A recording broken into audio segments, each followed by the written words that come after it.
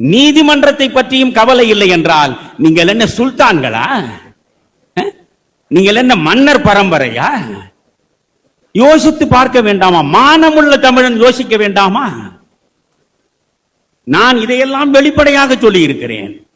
அண்ணா அவர்கள் 1949 செப்டம்பர் மாதம் 17ஆம் தேதி திராவிட முன்னேற்ற கழகத்தை உருவாக்கி 18ஆம் தேதி ராபின்சன் பூங்காவில் கூட்டம் நடத்துகிற பொழுது அவர்கள் ஒரு சுவரொட்டி போட்டார்கள்.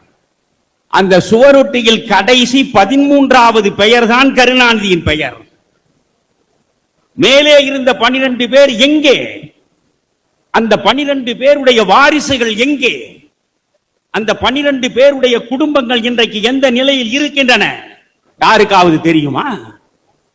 13வது இடத்திலே இருந்த கருணாநிதியின் குடும்பம் தான் இன்றைக்கு ஒட்டுமொத்த தமிழ் சமுதாயத்தையும் வளைத்து விட்டது, கட்சியை தனதாக்கி கொண்டது. இப்படி ஒரு கட்சியா?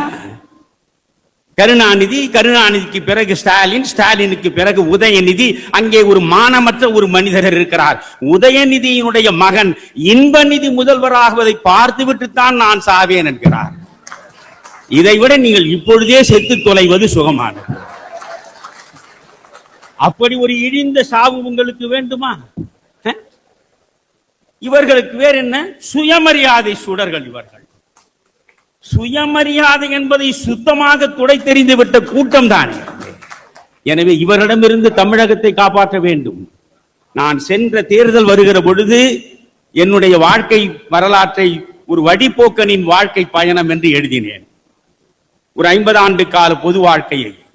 அதை ஐயா அவர்கள் தான் வந்து வெளியிட்டார். திருச்சியில் வெளியிட்ட அந்த கூட்டத்தில் தான் சொன்னேன், மறந்தும் திராவிட முன்னேற்ற கழகத்திற்கு வாக்காளர்கள் வாக்களித்தால் தமிழகமே சுடுகாடாக மாறிவிடும் என்று சொன்னேன். நடந்ததா இல்லையா?